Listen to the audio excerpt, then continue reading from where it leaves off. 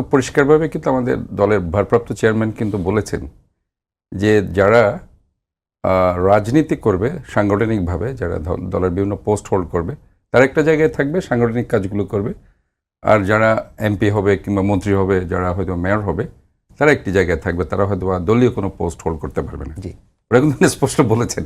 তো ওইটাই ইঙ্গিত দেওয়া হচ্ছে যে একটা বিশাল সংস্কারের দিকে কিন্তু আমরা যাচ্ছি।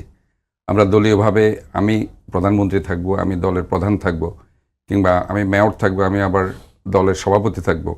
এই জিনিসটা আমার মনে হয় উনি স্পষ্ট বলেছেন। এবং আমাদের যে 31টি দফা আছে, ওই প্রতিটা দফাতে কিন্তু এই সংস্কারগুলো কিন্তু ইঙ্গিত দিয়েছেন উনি।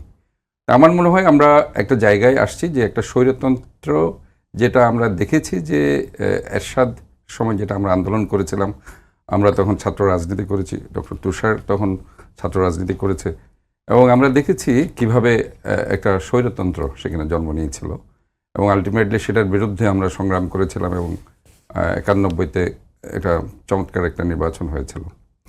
তো পরবর্তীতে ইনফ্যাক্ট যেটা হয়েছে, সেটা আমাদের যে মূল রূপরেখা ছিল সেটা থেকে আমরা আসলে দূরে সরে গিয়েছিলাম। আমরা আসলে গণতন্ত্রের প্রাতিষ্ঠানিক যে সংজ্ঞা, সেটা থেকে দূরে সরে গিয়ে আমরা আস্তে আস্তে দলের যে দলকে আমরা হয়তোবা স্বৈরাচারীভাবে বিভিন্নভাবে আমরা বিভিন্ন কায়দায় আমরা হয়তোবা করতে গিয়ে আজকে সেখানে এই কাজগুলো হয়েছে। তো আমরা মনে করি যে অতীতের অনেক ভুলভ্রান্তি হয়তো আমাদের আছে, সবারই আছে, সেগুলো থেকে এখন সরে গিয়ে আমাদের কেমন একটা জায়গায় আসতে হবে যেটা আসলে সাধারণ মানুষ যেটা পছন্দ করে।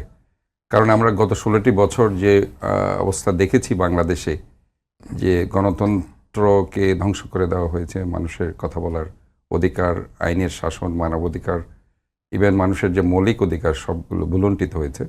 তো এই জায়গায় এসে আমার মনে হয় আমাদেরকে সব জায়গায় আমাদের কিন্তু সংস্কার করা উচিত বলে আমি মনে করি।